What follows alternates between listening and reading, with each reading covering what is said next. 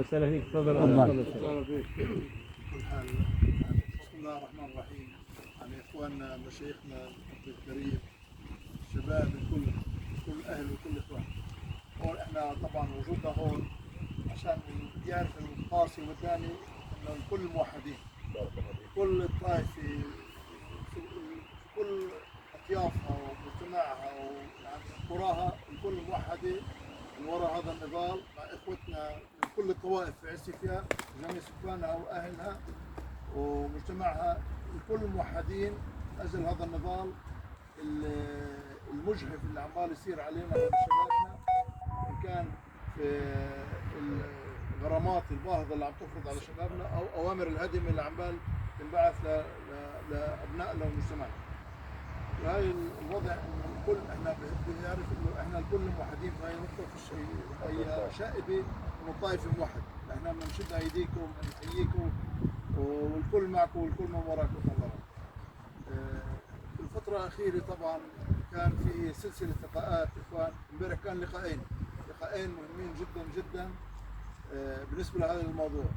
قبل اسبوع تقريبا كان عده لقاءات مهمه، إن كان في القدس مع وزير الداخليه، مع مدير مكتب وزير الداخليه، ونبدا واحد يعني الوزير قال انا وزير جديد وطلب اعطائه مهله اللي يدرس الموضوع اساس انه يعطينا اجوبه، وان الله راد بده يكون جلسه عمل قريبه معه.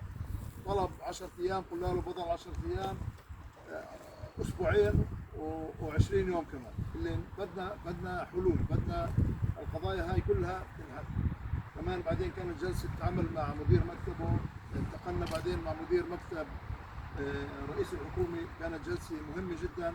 نفس الشيء طلب، قال اعطوني الامور، بعثنا له كل ما يلزم يعني شرح وافي عن الموضوع اساس يحضر لجلسه الله راد بمعيه رؤساء المجالس، بمعيه الكل عند رئيس الحكومه الله راد، نتامل تكون قريبه جدا.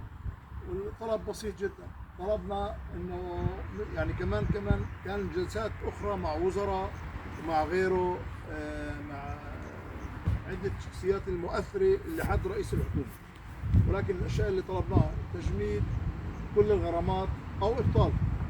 والشيء الثاني انه كل البناء الغير مرخص اللي انعمل في قرانا اللي انبنى على اراضينا الخاصه، كل ذنبنا انه احنا بنينا على اراضينا، لا قربنا على ارض دوله ولا قربنا على ارض منهال ولا تعدينا على حدا، كل شخص بنى على ارضه الخاصه